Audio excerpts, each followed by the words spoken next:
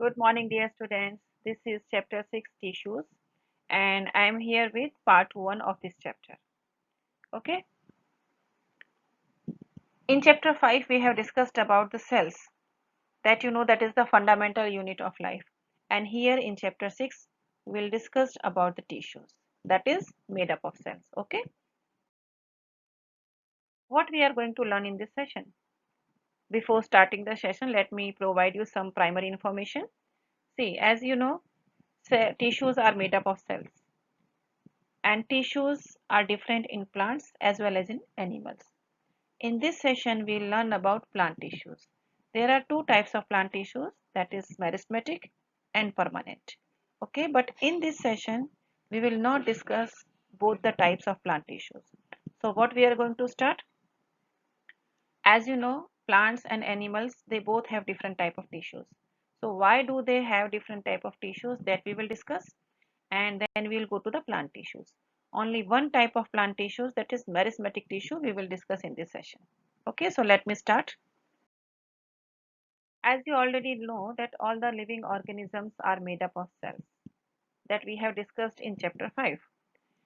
And see, there are two types of organism, unicellular and multicellular.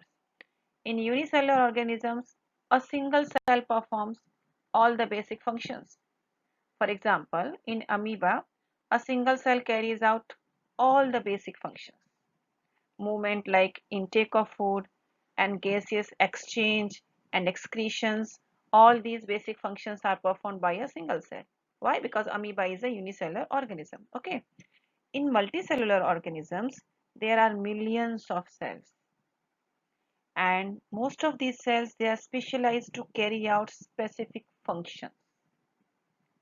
Each specialized function is taken up by a different group of cells. Okay, and these cells carried out only a particular function and they do it very efficiently.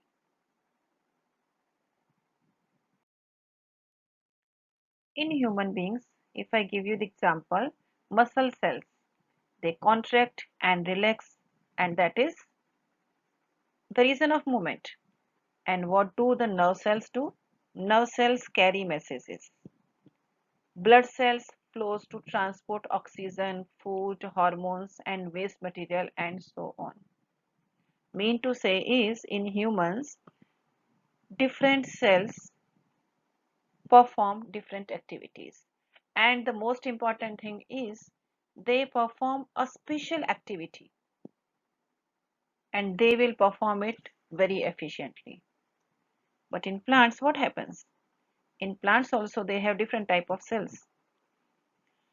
See, in plants, vascular tissues, they conduct food and water from one part of to all the parts of the plant. Okay. So here you can see that multicellular organisms show division of labor. Division of labor means a particular cells perform particular uh, functions. Same cell does not perform all the functions. That is division of labor. Okay. Cells specializing in one function are often grouped together in the body. And this means that a particular function is carried out by a cluster of cells at a definite place in the body. And this cluster, or we can say this group, is called the tissue. Here is the definition of tissue. This cluster of cells that perform a common function is called tissue. Did you understand? See, some cells that are performing a same group, they will, some cells that are performing the same function, they will form the group, and that group will call the tissue. Okay. Here you can see the plant tissues and animal tissue. In this session, we are going to discuss only plant tissue, and that is one type of plant tissue only. Okay. Here is the proper definition of tissues. Let me read it for you. A cluster of cells that is arranged and designed so as to give the highest possible efficiency of function is called a tissue. The example of tissues are blood, phloem, and muscles. Phloem is plant cell, blood is animal cell. A group of cells that are similar in structure and work together to achieve a particular function form a tissue. This is another way of defining the tissue. Any definition you can learn and you can write and you can tell if you are asked to tell. Now we are going to discuss whether plants and animals are having same type of tissues or not. See, before discussing that, whether they have same tissues or not, at first we should be clear about these two things. Plants and animals have same structures or not? Do they perform similar functions or not? If they have same structure and they perform similar functions, then they will be having same tissues. If they do not, it means they do not have. So we know that do not have same structure. They do not perform similar functions. It means they have different types of tissues. Let me discuss it for you. See, if you have noticed, plants and animals have noticeable difference. Plants are stationary. That you know. Plants do not move. They have to be upright and they have a large quantity of supportive tissues. And the supportive tissues the plant has, they generally has dead cells. But animals are not stationary. Animals move around. And why do they move around? They move around in search of food, water, and shelter. And that is why they consume more energy as compared to the plants. And most of the tissues in animals contain living cells. So this is one difference. Now we'll discuss about the second difference, and that is pattern of growth. Animals and plants, they both have the different pattern of growth. The growth in the plants is limited. This growth is limited to certain regions, while in animals it is not so. There are some tissues in the plants that divide throughout their life, and these tissues are localized in certain regions. And based on the dividing capacity of the tissues, various plant tissues can be classified as growing tissues or meristematic tissues. Okay. And on the other hand, some tissues are permanent tissues. Cell growth in animals is more uniform. And so there is no such demarcation of dividing and non-dividing tissues in animals. While as you have seen that in plants, there is a demarcation. Some tissues are dividing tissues and some are permanent tissues. So this was the second difference. Now we come to the next difference, and that is the structural organization. The structural organization of organs and organ system is more specialized in animals in the comparison of the plants. This fundamental difference reflects the different modes of life pursued by these two major group of organisms, particularly in their different feeding methods. And they are differently adapted for a sedentary existence on one hand plants and active locomotion on other animals, contributing to this difference in organ system design. Okay, so now you have gone through the difference between animals and plants, and that is why we can say the plants tissues are different than animal tissues. Here is the difference between plant and animal tissues. All differences I have put in on one slide and you can read it. Plant tissues. As you know, plants do not move from place to place, and most of the cells and tissues in plant provide mechanical support and strength to the plant. So most of the tissues consist of dead cells. Why? Because they provide mechanical support and strength to the plant. And the growth of the plant takes place only in some regions. So plants have tissues called meristematic tissues which divide and help in growth, and permanent tissues which do not divide. Now what in animal tissue? As we have discussed that animals move from place to place and they need more energy than the plants. So most cells and tissues in animals are living cells. This was one very important difference between plant and animal tissues. The growth of animals is more uniform, so animals do not have separate dividing and non-dividing cells. Animals have organs having specialized functions. So the organs have specialized tissues. Now here are the questions about tissues that I have taken from your textbook, page number 69. What is a tissue? After this discussion, I think now you can answer this properly, but then also let me give you the answer of what is the tissue. Tissue is a group of cells that are similar in structure and work together to do a peculiar function. The second question is, what is the utility of tissue in multicellular organism? See, tissues provide structural strength, mechanical strength, and they show division of labor, and that is the utility of tissue in any multicellular organism. As I told you, in this session we'll discuss plant tissue, and only one type of plant tissue we will discuss. But before that, let me show you a picture of plant tissue. See, this is plant tissue. Plant tissues are of two types. Number one, meristematic tissue, and number two, permanent tissue. Meristematic tissues are further divided into three types, that is apical, intercalary, and lateral. Okay. Permanent tissues are also further divided into two types, simple permanent tissues and complex permanent tissues. Complex permanent tissues are again of two types, xylem and phloem. And simple permanent tissues are further divided into three types, parenchyma, collenchyma, and sclerenchyma. Parenchyma is again divided into two types, arenchyma and chlorenchyma. Collenchyma has no further types and sclerenchyma has two types, sclerenchyma fibers or sclerites. So these are the division or types of plant tissues, and in this session we will discuss only this part, meristematic tissues. Okay, so let me start with meristematic plant tissues. Here I will read out the flow chart for you. Plant tissues are divided into meristematic tissues and permanent tissues. That already I have shown you in this flow chart. It was not possible to put theory and chart together. That is why first I have shown you the flow chart and now I am writing it.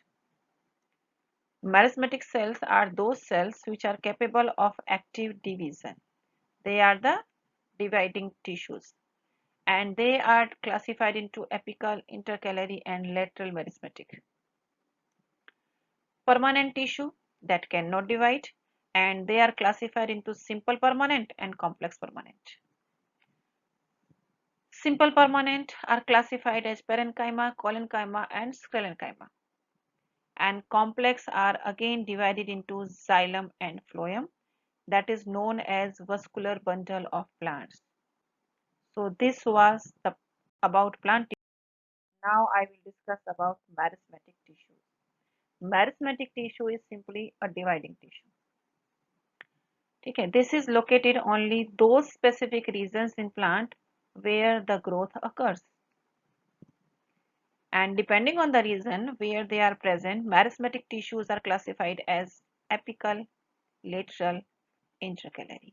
Here you can see apical meristematic at the tip of this shoot. Here intercalary meristematic at the nodes. Okay, and here the lateral meristematic, this one, lateral insides. So these are three types of meristematic tissues. All these three types of tissues we will discuss one by one. Okay, this is the very important property of meristematic cells. Cells of meristematic tissues, they have the ability to enlarge and stretch. That is why they are growing tissues. New cells have all the properties of meristematic tissues itself, but as they grow and mature, their characteristics slowly change and they differentiate into other types of cell as they mature. Very important properties of meristematic tissues. See, in the starting, all the cells are meristematic only, but as they grow and mature, their characteristics are changed and they differentiate into another type of cells. Meristematic tissues, here you can see apical, intercalary, and lateral. Here you will find apical meristematic at this portion. Tips of root and shoot, you will find apical meristematic. Okay, and at the nodes you will find intercalary meristematic. And here for lateral growth we will get lateral meristematic. Apical meristematic tissue is present at the growing tips of stems and roots, and they increase the length of the stem and the root. Lateral meristematic tissue is present at the girth of the stem or root, and the girth increases due to lateral meristematic. This is the girth. This one. This is the girth. Intercalary meristematic tissue is located near the node. As I showed you, this is node. So these are three types of meristematic tissues. Their location I showed you. Now we'll discuss characteristics of meristematic tissues. See, cells of meristematic tissues are active and they keep on dividing to form new cells. They are composed of immature cells, and cells of meristematic tissues are small in size. Here you will find the absence of intercellular space. They are very closely packed to each other. And if we talk about the shape of the cells, they are oval, they are rounded, or they are polygonal in shape. And these cells are always living and thin-walled cells. These cells are rich in cytoplasm, and these cells do not have vacuoles, or if vacuole is there, it will be very, very small. So these were the characteristics of meristematic tissue. Now let me discuss about the function of meristematic tissue. Primary meristematic tissue helps the plant in increasing the length or vertical growth. This is the main function of primary meristematic tissue. Okay, it helps the plant grow up towards the sun and even down into the soil also. So both the sides growth, whether in the side of sun or in the soil, this is due to the meristematic tissue. Okay, and even horizontal growth, see, lateral growth I should say, the growth in the stem, the size of the stem also increases horizontally due to this meristematic tissues. Okay, and these are the secondary tissues. So secondary meristematic tissues help the plant increase the girth or lateral growth of stem, branches and roots. So these are the functions of meristematic tissues. Here is a flow chart of meristematic tissues. Let me explain all together at the end of the session. Meristematic tissue is divided into three types: apical, intercalary and lateral. Okay, and location of apical is present on the root and shoot tips. Location of intercalary meristematic, leaf base and nodes. Location of lateral meristematic, on the sides of stem and root. And what is the function of apical meristematic? They are responsible for growth of root and shoot. And intercalary meristematic are responsible for growth of plant from leaf and nodes. And lateral meristematic is responsible for increase in diameter of stem and root.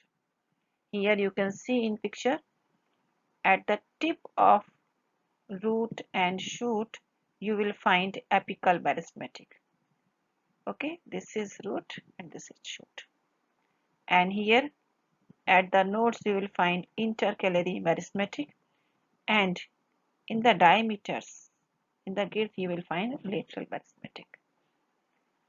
So okay students, this was all about this session. I hope you liked it, and if you go through this session again, I think you will be more clear about the meristematic tissues, their location, their functions and their characteristics are discussed in this session. So now we will meet in part 2, and in part 2 we'll discuss about permanent tissues of plant. Thank you.